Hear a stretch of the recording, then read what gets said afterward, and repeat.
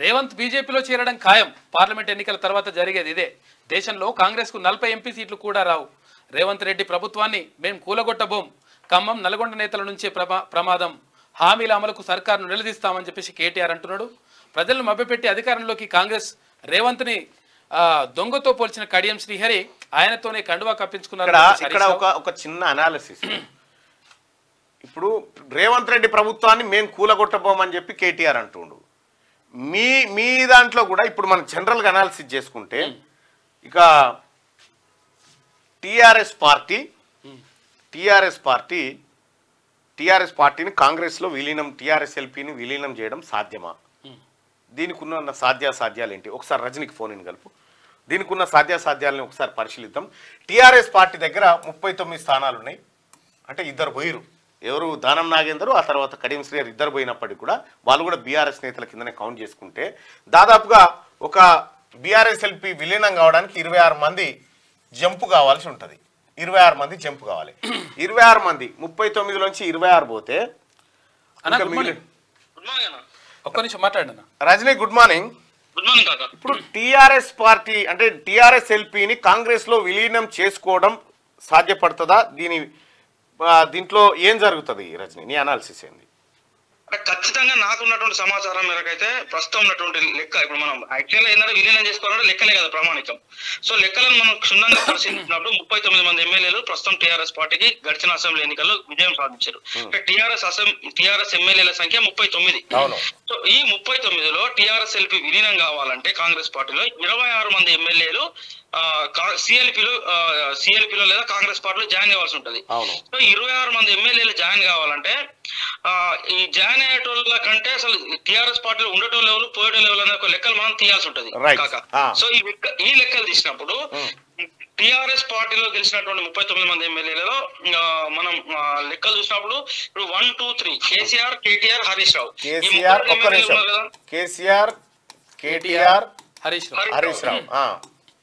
ఈ ముగ్గురు family members కదా.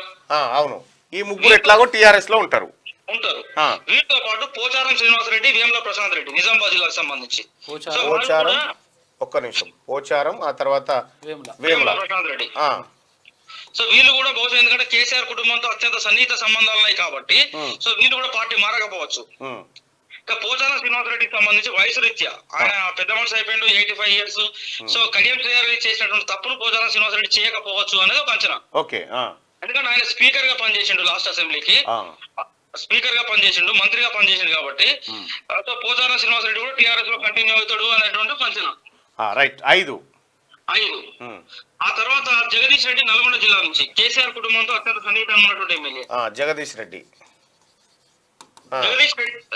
రెడ్డితో పాటు ఇక కరీంనగర్ జిల్లాకు సంబంధించి పాడి కౌశిక్ రెడ్డి, హుజరాబాద్.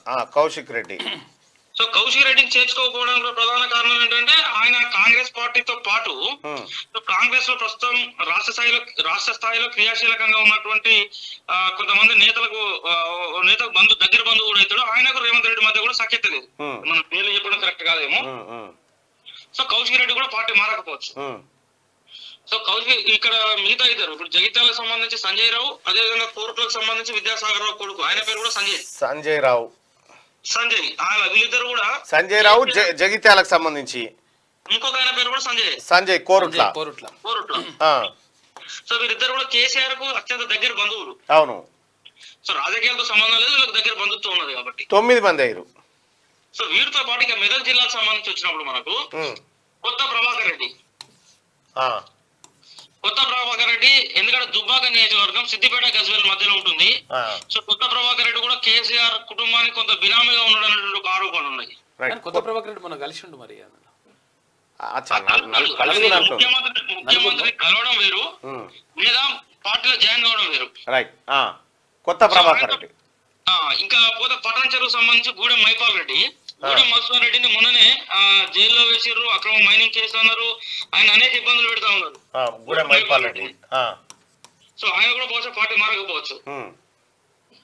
సో ఇక సునీతా లక్ష్మారెడ్డి మన నర్సాపూర్ సంబంధించి 12 సునీతా లక్ష్మారెడ్డిని పార్టీలో జాయిన్ కావాలని కాంగ్రెస్ పార్టీ వాళ్ళు రిక్వెస్ట్ చేశారు.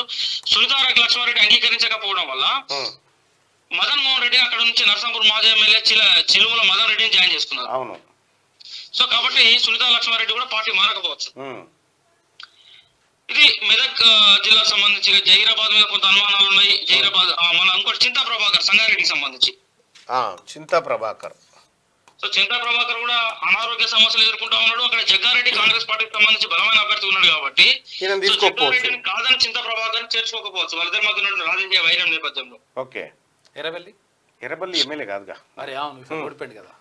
ఇక వస్తే మనం గ్రేటర్ ఒకసారి చూద్దాం. మళ్ళా గ్రేటర్ లో కేసీఆర్ కుటుంబానికి అత్యంత దగ్గరగా ఉన్నటువంటి ఎమ్మెల్యే పద్మారావు గౌడ్, ఇప్పుడు సికింద్రాబాద్ ఎంపీ క్యాండిడేట్.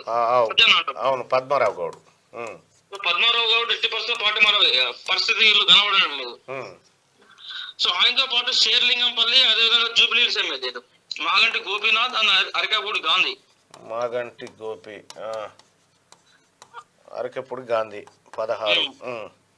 సో వీళ్ళు కూడా మరి పార్టీ మారేటువంటి విషయంలో కొంత అబద్ధతా భావంలో ఉన్నారు. కాంగ్రెస్ పార్టీ యొక్క రాజకీయ వ్యవహారాలను దగ్గరగా గమనిస్తూ. ఇకపోతే మనకు కుతుబుల్లాపూర్ సంబంధించి ఈయన ఎవరు కేపీ వివేకానంద గౌడ్. కేపీ వివేకానంద గౌడ్ కూడా పార్టీ మారకపోవచ్చు అంటున్నారు. తర్వాత ఇప్పుడు మల్లారెడ్డి అండ్ మల్లారెడ్డి అల్లుడు కూకట్పల్లి మాధవరం కృష్ణారావు. కూకట్పల్లి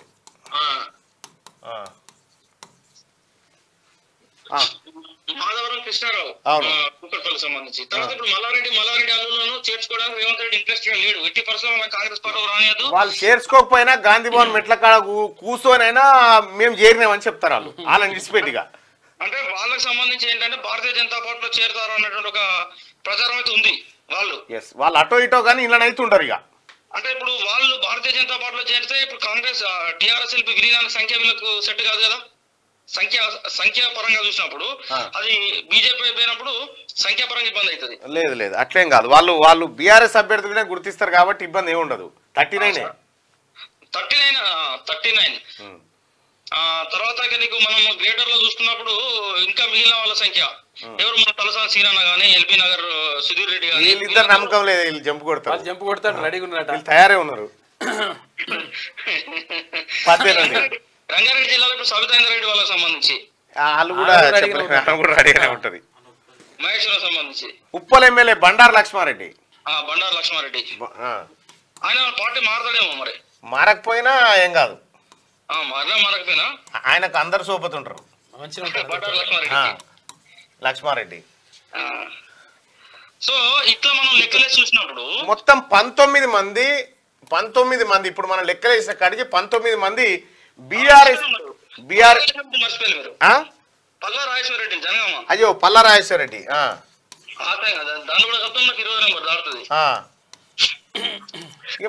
ఆదిలాబాద్ జిల్లాలో కోవాలక్ష్మి అండ్ రాతోడు బాబురావు. సో కోవాలక్ష్మి అయితే పూర్తిగా కేసీఆర్ అండ్ కేటీఆర్ లాయలామా.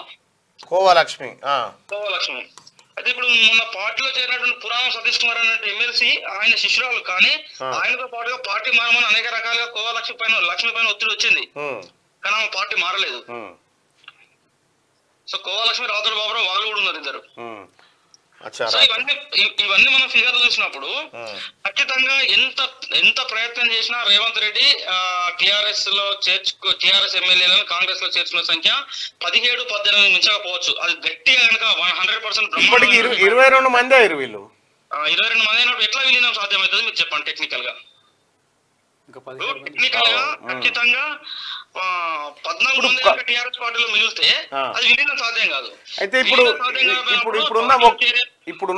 ఇప్పుడున్న ఆప్షన్ స్పీకర్ గారి నిర్ణయం మీద, స్పీకర్ గారు తీసుకునేటువంటి, అయితే హైకోర్టు కూడా క్లియర్గా చెప్పింది గతంలో మేము స్పీకర్లను ఆదేశించిన సందర్భాలు ఉన్నాయి, ఆ చర్యలు తీసుకొని వెంటనే తీసుకోమని. లేవు, ఆయన విఘ్నత కొదిలేయాలి. స్పీకర్ నిర్ణయం తీసుకోవడంలో జాప్యం చేసుకుంటూ పోతే ఈ లెక్క మెలగబోతుంది అంతే. అవును కదా, 100%. స్పీకర్ నిర్ణయం తీసుకోకపోయినా కూడా అది ఏమైందంటే తెలంగాణ సమాజం దృష్టిలో కావచ్చు, లేదా చట్టం పరిధిలో, రాజ్యాంగ పరిధిలో కాంగ్రెస్ పార్టీ అదేవిధంగా స్పీకర్ గారు తప్పు చేశారనే విషయాన్ని సమాజం ముందైతే అర్థమవుతుంది. మన తెలంగాణ సమాజం ముందు స్పష్టంగా కనబడుతుంది. రెండోది ఇంకొక అంశం, ఒకవేళ అవిశ్వాస తీర్మానం పెట్టినప్పుడు ఏది బీఆర్ఎస్ నుంచి పక్కకు పోయినటువంటి ఎమ్మెల్యేలు విప్పు జారీ చేసిన తర్వాత అప్పుడు ఏం జరుగుతుందో చూడాలి, ఒకవేళ విలీనం కాకపోతే. అంటే ఇప్పుడు ఒకటి ఇప్పుడైతే మనకు క్లియర్ గా ఒకటి రెండు అంశాలు అయితే చాలా స్పష్టంగా చెప్పొచ్చు కాక. దానం నాగేందర్ కడియం శ్రీహరి అయితే అఫీషియల్ గా కాంగ్రెస్ పార్టీ కండువాలు కప్పుకున్నారు. అవును.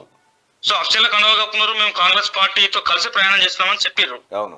చెప్పినటువంటి వారి పట్ల వీరిద్దరికి అయితే చట్టపరమైనటువంటి దాన్ని అయితే ఎదుర్కోవాల్సిందే. ఇప్పుడు కడియం శ్రీహరి లాంటి వ్యక్తి ఏం చెప్తాడు, రాజకీయాలలో నేను ఇప్పటిదాకా నాకు ఎటువంటి మరకలు లేకుండా నీతిగా నిజాయితీగా రాజకీయాలలో బ్రతికినా అంటాడు.